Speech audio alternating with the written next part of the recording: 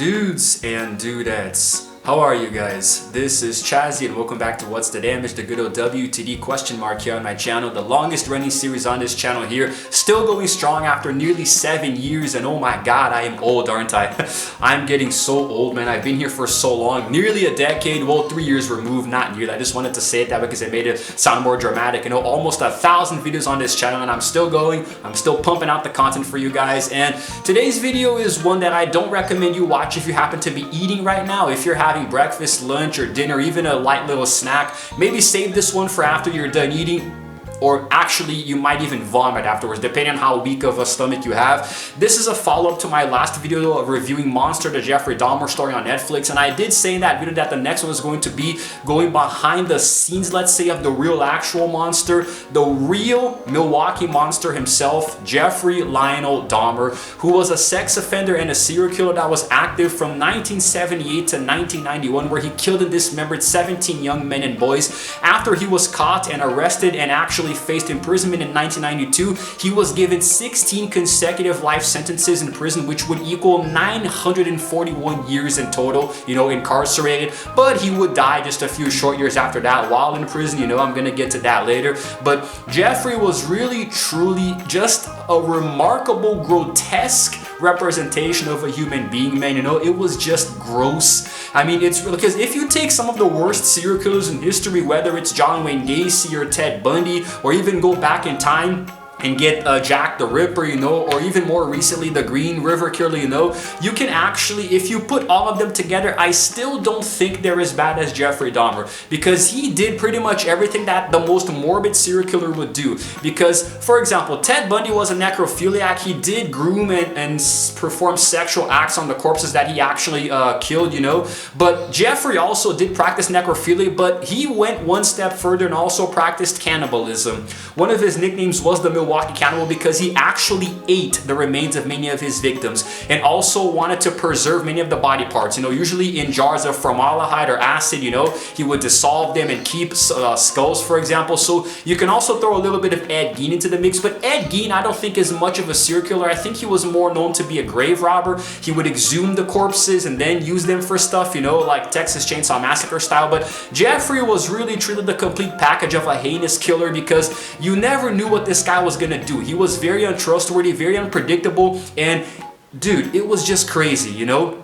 And he primarily committed his crimes in Ohio and Wisconsin, you know, and it was really aggravating just how he was able to get away with it, because back then, you know, there was a lot of white privilege and many of his victims were African Americans, you know, and there was a lot of homophobia at the time. And because Jeff didn't really have a very bad record with the police, they just kind of let him get away with it. They just kind of brushed it off, you know, despite the neighbors calling. So Jeff was really just, it's really hard, man. It's really hard to talk about him without feeling sick. So this is going to be a very hard video to cover, but I'm going to give you guys a little bit of details here and there about what kind of made him snap, his early life and his victims. And I really just don't know how this is going to turn out, but I'm going to try to make it in a similar style to my Ted Bundy video that I recorded last year, you know. So to do that, I'm going to first show you guys some photos here of the Milwaukee Monster.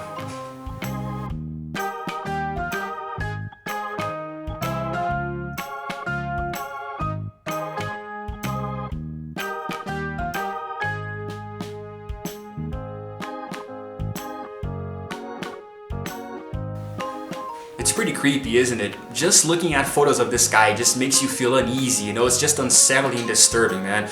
Oh my god. But anyway, Jeffrey was born in 1960, and the thing with Jeff is that he spent primarily a lot of his time in Wisconsin because that's where he was born, you know. He is a native of Milwaukee, Wisconsin, you know, so that's why he committed many of his crimes there, pretty much rented places, you know, their houses and apartments and whatnot, you know. Now, even from an early age, he was a little odd. Like, although he seemed to be normal as a kid, his parents were always going through a rough time, you know. His mother was a hypochondriac and had depression, so she needed constant attention at home, you know, drinking medication. She tried to take her own life at one point with medicine. His father, you know, was really struggling to get the family together. But Jeff Dahmer primarily came from a very broken household, you know. Anywhere that you research, you're going to know this. His parents did not get along. They shunned him a lot, you know, even unintentionally. He had a brother who was obviously much more loved by him, you know. So even from an early age, it was complicated. His father, Lionel, became a chemical analyst at one point, you know, an analytical chemist. I'm not sure what the profession is, but you guys understood it.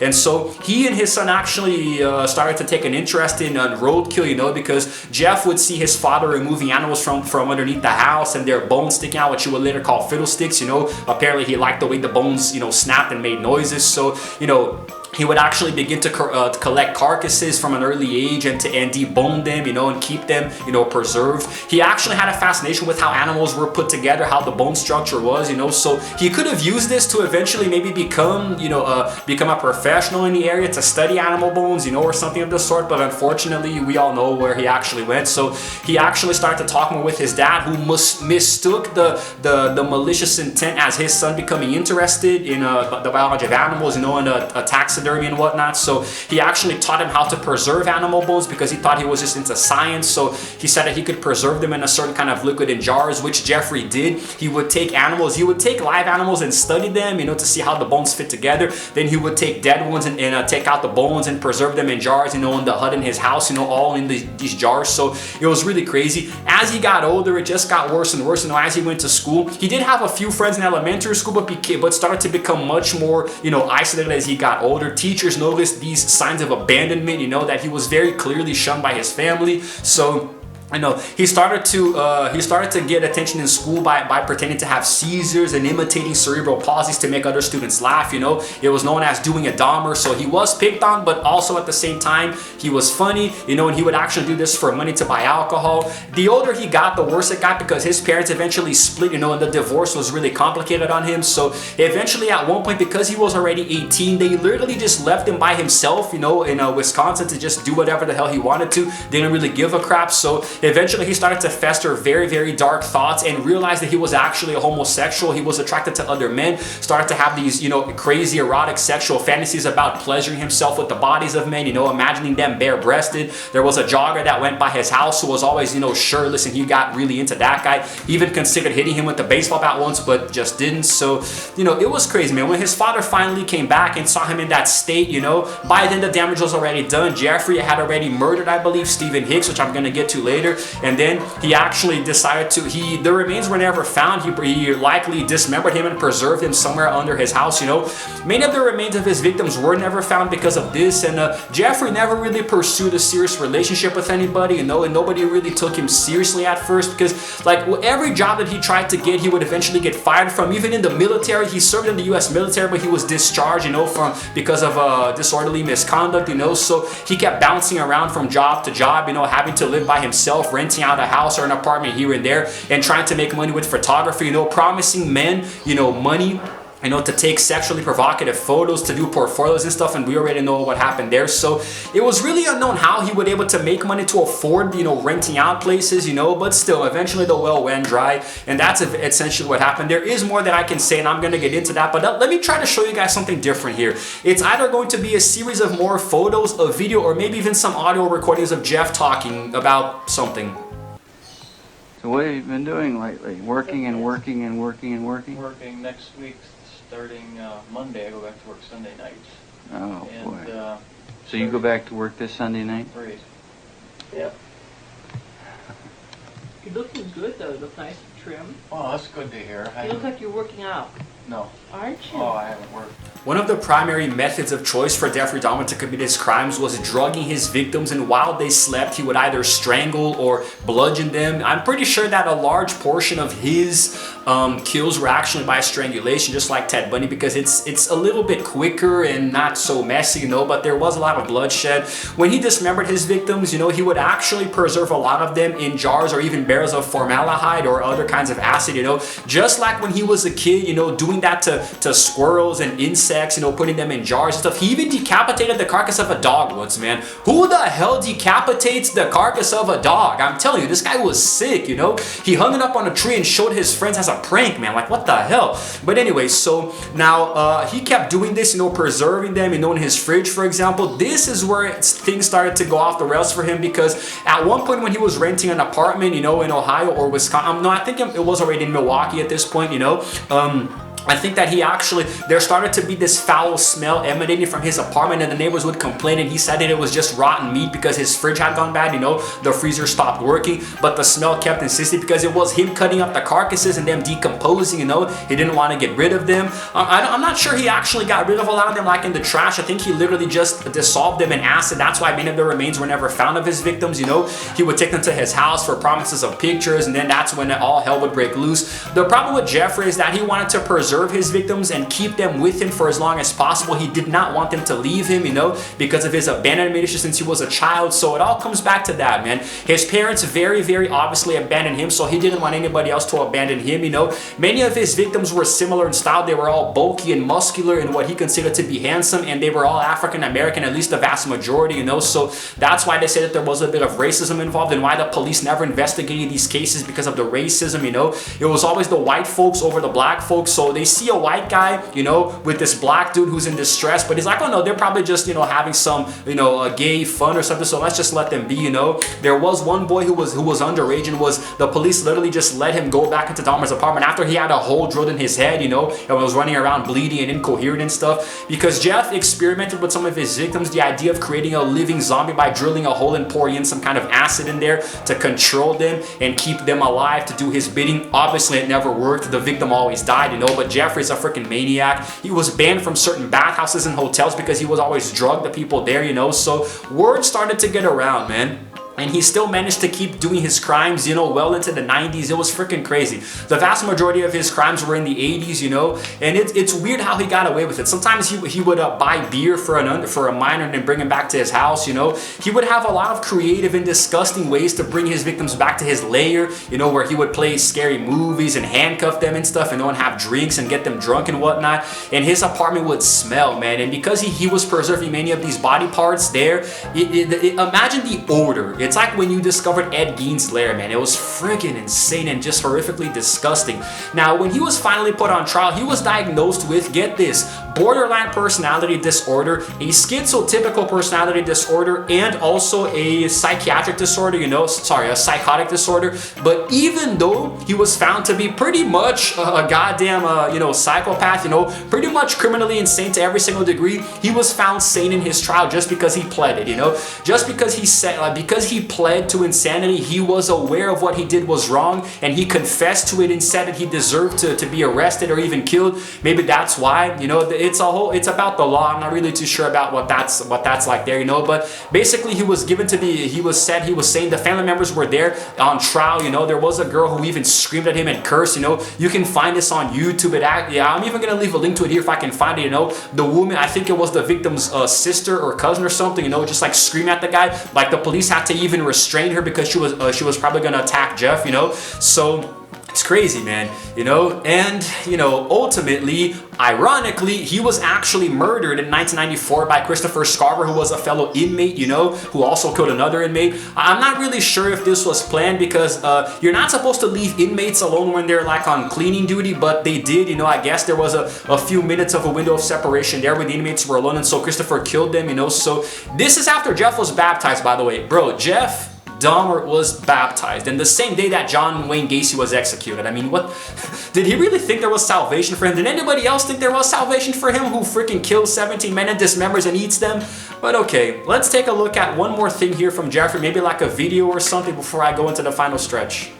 Not because I was angry with them, not because I hated them, but because I wanted to keep them with me.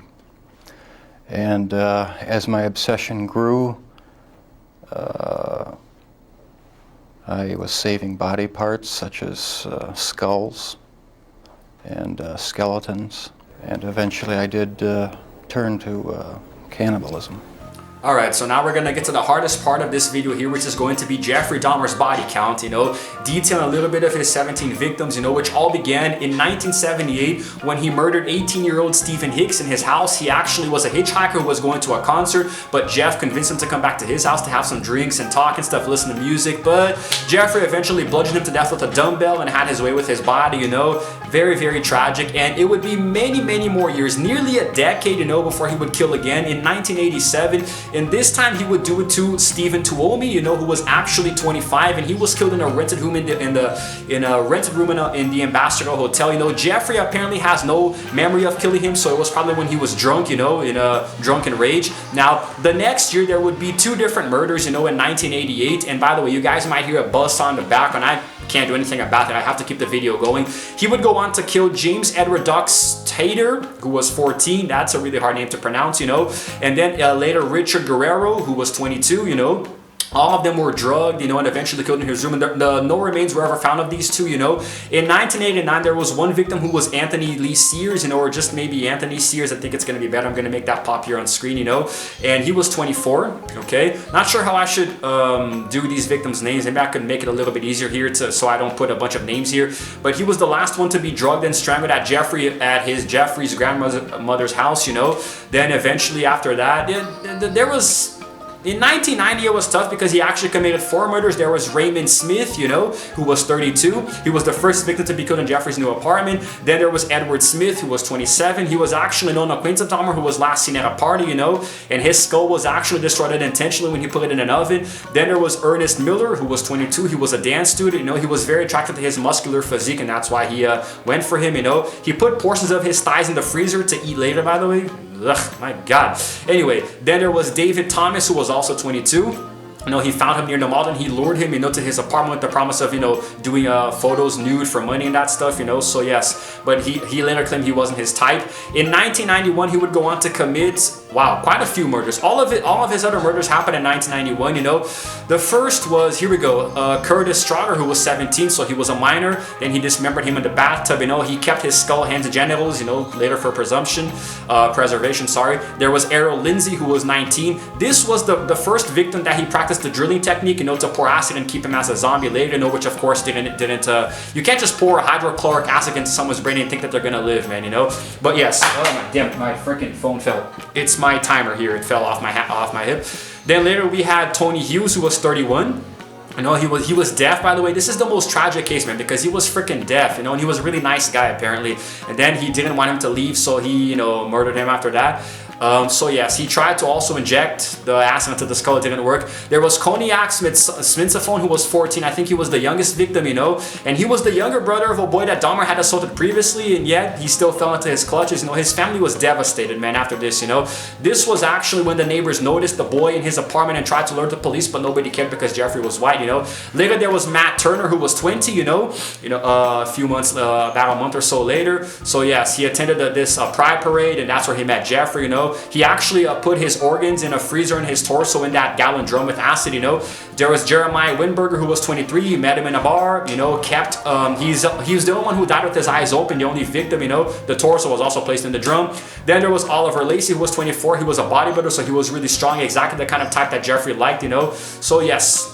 And he actually strangled him with a leather strap and put his heart in the refrigerator. Then Joseph Brodhoff, who was 25, you know, this was Dahmer's last victim. He was a father of 3 children from Minnesota, man. He actually had kids, man. He was looking for work at the time that he was killed. So yes, and he was later decapitated. So yes, his head was placed in Jeffrey's refrigerator. It would be in 1991 where Jeff tried to do the same thing to Tracy Edwards, who actually was the one that we saw on the TV show, where he actually he was there watching The Exorcist with him in his bedroom, you know, and he was handcuffed, and Jeffrey took a knife and said he was going to eat his heart, you know. But you know, he actually did manage to escape, you know. He brought the cops in to Dahmer's apartment, and that is where, you know, the house of cards came crashing down, and the world would never be the same. Jeffrey would eventually be arrested and tried, and well, we all know what happened there. I think I'm gonna wrap this up, guys, because honestly it's making me very sick. I don't like doing these kinds of videos, but I do it because they're informative, you know. Maybe a chance to give you guys a little bit more of information to open up your eyes and see how dangerous the world is out there. But I'm glad that I'm at the end now. There is a lot more information that I could go on, but honestly I would like to end it here because it is making me sick. It's giving me a knot in my stomach. Jeffrey Dahmer was just a maniac, you know, just felt the need to consume human meat for no reason at all. Nobody knows why, but because of his multiple disorders, you know, he felt like he was doing right, you know. He felt like killing them, it pretty much became an ends to justify the means, I believe he himself said, you know, because it was just in the process of him wanting to keep the victims with him forever. And I'm just glad that since then there has been nobody like him. And that's it, guys. I'm sorry to end it so abruptly. It's making me sick. It really is. You guys can't see it here on the video, but my body is shaking. I don't want to talk about this anymore. I'm sorry. Let's just end it here, okay? Let me know in the comments below what you guys think about this. Maybe I'll do more videos in the future about other serial killers that hopefully won't be as heinous as Jeffrey Dahmer. Jesus Christ. Yeah, guys, so if you happen to like this video, please go ahead and give it a like and also subscribe to my channel because I release videos every single day. And while you're at it, hit the notification bell too, so you can know exactly what time I upload. This is Chazzy signing out for now, and as always, I will see you guys in the next video. Roll the outro screen.